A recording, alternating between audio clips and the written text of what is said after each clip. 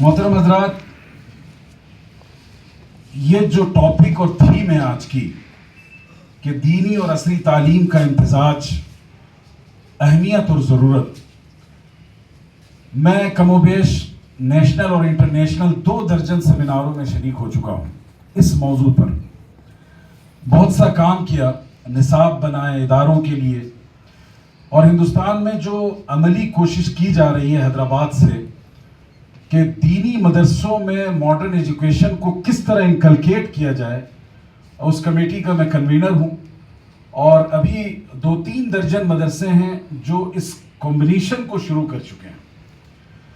تو میں اپنے ان تمام تر تجربات اور مشاہدات کے ساتھ آپ کی خدمت میں حاضر ہوں، اس ریکویسٹ کے ساتھ کہ اگر آپ کوئی انیشیٹو لیتے ہیں، کوئی سلیبس ڈیزائن کرتے ہیں، کوئی کریکولم ڈیولپ کرتے ہیں، تو پورا ملک اس سے فائدہ اٹھائے گا. اور میں آج صرف یہاں بیٹھنے کے لیے یا نشستن گفتن برخاستن جو ہمارے سیمیناروں کی ایک تہذیب بن چکی ہے اس کے لیے حاضر نہیں ہوا ہوں. میں یہ ریکویسٹ لے کر آیا ہوں کہ عالیہ یونیورسٹی یہ انیشیٹو لے. آج ملک میں ضرورت ہے ایک نئے سلیبس اور نئے کریکولم کی، جہاں ویلیوز، اخلاقیات کا بھی حصہ ہو، ریلیجیس ایتھکس کا بھی حصہ ہو، اور اس کے ساتھ ساتھ ماڈرن سبجیکٹ بھی اس میں شامل ہوں. محترم حضرات، جب بات کی جاتی ہے علم کی، نالج کی، تو میں آپ کے سامنے کچھ نکات رکھنا چاہتا ہوں. دیکھیے، ہمارے لیے جو گائیڈنس ہے وہ قرآن مجید ہے. Source of knowledge, source of guidance وہ اللہ کی کتاب ہے.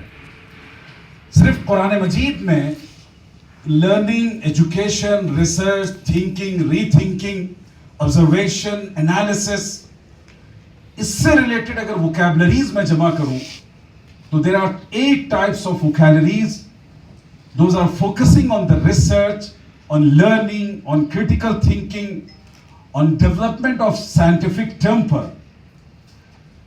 اور پوری قرآنی آیتوں کو اگر میں شمار کروں تو تقریباً 213 قرآن میں ایسی آیتیں ہیں جو ہمیں علم کی طرف بڑھنے کی ہمت دیتے ہیں، حوصلہ دیتے ہیں، ہمیں اس کی طرف متوجہ کرتے ہیں. 213 ورسز فرام قرآن. اور ان تمام آیتوں کو اٹھا کر آپ دیکھ لیجئے، کہیں کسی آیت نے نالج کے حوالے سے کوئی بھید بھاؤ نہیں بھرتا کہ یہ دین کی نالج ہے اور یہ دین کی نالج نہیں ہے. اسی طریقے سے میں آپ کو آگے لے کر چلوں کہ قرآن مجید کا، اسلام کا جو تصور علم ہے اسے سمجھنے کی ضرورت ہے. قرآن نے یا اسلام نے ہمیں علم نافع کی بات کی ہے. وہ علم جو انسان کے لیے، اس یونیورس کے لیے، ہیومینٹی کے لیے نفع بخش ہو. ایک بہت بڑے اسکالر ہیں ڈاکٹر طه جابر الوانی، عرب اسکالر، اور ان کی قرآنک ریسرچ بڑی اہمیت کی نگاہ سے دیکھی جاتی ہے. انہوں نے کہا ہے کہ there are only 3 fundamental themes of the Quran. سب سے پہلی تھیم جو انہوں نے کہی ہے وہ ہے ایمان، the belief system, the belief in the oneness of God. تو قرآن کا جو میکسیمم جو آیتیں ہیں وہ قرآن کی اس طرف دعوت دیتی ہیں کہ انسان ایک ایشور، ایک خدا، ایک بھگوان کی پوجا کرے، اس کا بلیف سسٹم مضبوط ہو. لیکن اس کے ساتھ ساتھ 2 ایریاز جو مزید رہ جاتے ہیں طه جابر الوانی کے مطابق، ایک ہے التزکیہ اور دوسرے ہے عمران. تزکیہ کا مطلب ہے purification of your heart, your values, your ethics. اخلاقیات کو اپنی زندگی میں داخل کریں، بڑے چھوٹے کا احترام، سمپیتھی، ایمپیتھی، ہمدردی، یہ ساری کے ساری جتنی گڈ ایٹریبیوٹس ہیں وہ سب کے سب تزکیہ میں داخل ہیں. تو this is second theme of the Quran. And the third central theme of the Quran is umran. عمران کا مطلب ہوتا ہے the development and construction. یعنی قرآن ہمیں اس بات کی دعوت دیتا ہے کہ اس فزیکل یونیورس کو ہم ڈسکور کریں، جو سائنس آف گاڈ اس پورے یونیورس میں اس کو انکور کریں، ریسرچ کریں، نئے ڈیولپمنٹس لائیں. وہ تمام ریسرچ کی شاخیں جس سے انسانیت کا فائدہ ہو، چاہے وہ بائیولوجی سے ہو، ایسٹرونومی سے ہو، جغرافیہ سے ہو، ان تمام چیزوں کو ڈسکور کیا جائے. This is the demand and the central theme of the Quran. تو گویا قرآن نے یا اسلام نے جو ہمیں کانسیپٹ آف ایجوکیشن دیا ہے اس نے کہیں بھید بھاؤ نہیں رکھا. اور یہ بات میں قرآن کے ریفرنس میں, جیسے قرآن نے حضرت آدم کے بارے میں کہا وَعَلَّمَ آدَمَ الْأَسْمَاءَ كُلَّهَا, اور آدم کو تمام چیزوں کے نیمز بتائے. ایک بڑے مفسر ہیں ابن کثیر, علامہ قرطبی, انہوں نے کہا نیم نہیں ہے, دا نیچرز آف نیم بتائے, یعنی کہ ان تمام چیزوں کی جو پراپرٹیز ہیں, ان کی جو ریالٹی ہے اللہ تعالیٰ نے بتائی. تو آدم پروفٹ ہیں اور سکھانے والی ذات اللہ کی ہے, اور اللہ صرف دین نہیں سکھا رہے ہیں بلکہ پورے یونیورس کو سکھا رہے ہیں. اسی طریقے سے قرآن مجید کی جو سب سے پہلی آیت ہے جس کا ریفرنس ہم سب دیتے ہیں, اعوذ باللہ من الشیطان الرجیم بسم اللہ الرحمن الرحیم اقرأ بسم ربک الذی خلق, پڑھیے اپنے رب کے نام سے جس نے پیدا کیا. یہاں ایک بہت بنیادی نقطہ سمجھنے کا ہے کہ قرآن نے کیا پڑھنا ہے یہ نہیں بتایا, قرآن نے کیسے پڑھنا ہے یہ بتایا. اس کا مطلب یہ ہے کہ آپ سائنس پڑھیں, آپ ٹیکنالوجی پڑھیں, آپ آرٹس پڑھیں, آپ دنیا کی جتنی برانچز آف اسپیشلائزیشن ہیں سب کچھ پڑھیے, لیکن پڑھائی کا رشتہ آپ کے رب سے جڑا رہنا چاہیے, اخلاقیات اور ویلیوز سے جڑا رہنا چاہیے. اور پھر قرآن نے اگلی آیت میں کیا کہا, یہ نہیں کہا کہ اقرأ بسم ربک الذی خلق, اس رب کے نام سے پڑھیے جس نے آپ پر نماز فرض کی یا زکوٰۃ فرض کی. قرآن نے فوراً بایولوجی کو ڈسکس کیا کہ جس نے تمہیں گوشت کے ایک لوتھڑے سے پیدا کیا. اس سے آپ اندازہ لگا سکتے ہیں کہ قرآن کا جو کانسیپٹ آف ایجوکیشن ہے, جو اس کی آئیڈیالوجی ہے, وہ بہت ہی براڈ ہے. اس میں کسی طرح کا ڈسکرمنیشن, بھید بھاؤ اور تفریق دنیا اور آخرت کی نہیں کی گئی. اب اس کے بعد میں آپ کو رسول اللہ صلی اللہ علیہ وسلم پروفٹ محمد کی لائف سے ایک لائف ایگزامپل دینا چاہتا ہوں. ایک جنگ ہوئی اور مسلمانوں پر جنگ مسلط کی گئی, اور جنگ میں مسلمان جیت گئے. بدر کی, دا بیٹل آف بدر جس کو کہتے ہیں, اس موقع پر جو قیدی تھے, پروفٹ محمد صلی اللہ علیہ وسلم نے کہا کہ جو لوگ پیسہ دے کر اپنی جان نہیں چھڑا سکتے ان میں سے ہر قیدی 10 لوگوں کو سکھا دے لکھنا پڑھنا, ہم اس کو چھوڑ دیں گے. اب سوچئے کہ جو مکہ کے مشرکین تھے, کیا وہ قرآن مجید اور نورانی قاعدہ پڑھانے پر مامور کیے گئے تھے؟ وہ اس زمانے کا ماڈرن ایجوکیشن تھا جس کو آپ رائٹنگ اور ریڈنگ اسکل کہتے ہیں. اس زمانے کا ماڈرن ایجوکیشن تھا, اور رسول اللہ صلی اللہ علیہ وسلم نے اپنے اصحاب کو, اپنے کمپینینز کو ان مشرکین مکہ سے پڑھوایا اور یہ پیغام دیا کہ تمہیں فاقہ کشی کرنا پڑے کر لینا, لیکن ماڈرن ایجوکیشن سے دور مت رہنا. یہ چند مثالیں ہیں.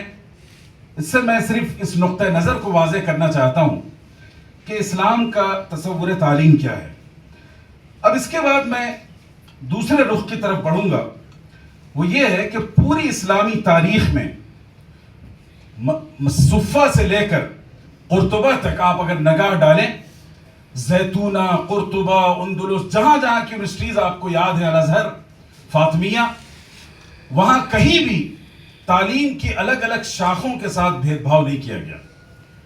یعنی تعلیم ایک اکائی ہے, اسے آپ الگ الگ زمروں میں تقسیم نہیں کر سکتے. یہ اسلام کا بلیو رہا. یہی وجہ ہے کہ خود رسول اللہ صلی اللہ علیہ وسلم نے مدینہ منورہ میں اپنے کمپینینز کی جو ٹریننگ کی, جو لیڈرشپ ڈیولپ کی, کیا ان میں سب کے سب مولوی بنا دیے, سب کے سب عالم دین بنا دیے؟ امام ابن قیم کی کتاب اعلام الموقعین اٹھا لیجئے, اس میں انہوں نے جو شریعت جورسٹ تھے کمپینینز آف پروفٹ محمد صلی اللہ علیہ وسلم میں, کہ ان سب کے نام شارٹ لسٹ کیے ہیں, تو انہوں نے کہا ہے کہ ان کی پوری تعداد 133 سے زیادہ نہیں تھی, اور صحابہ تو 1 لاکھ 1.5 لاکھ سے زیادہ تھے. تو اس کا مطلب یہ ہے کہ صحابہ الگ الگ اسپیشلائزیشن سے جڑے ہوئے تھے. یہی وجہ ہے کہ محمد صلی اللہ علیہ وسلم نے اپنے گھر میں حضرت عائشہ کو فارن لینگویج سکھوائی. Knowledge is,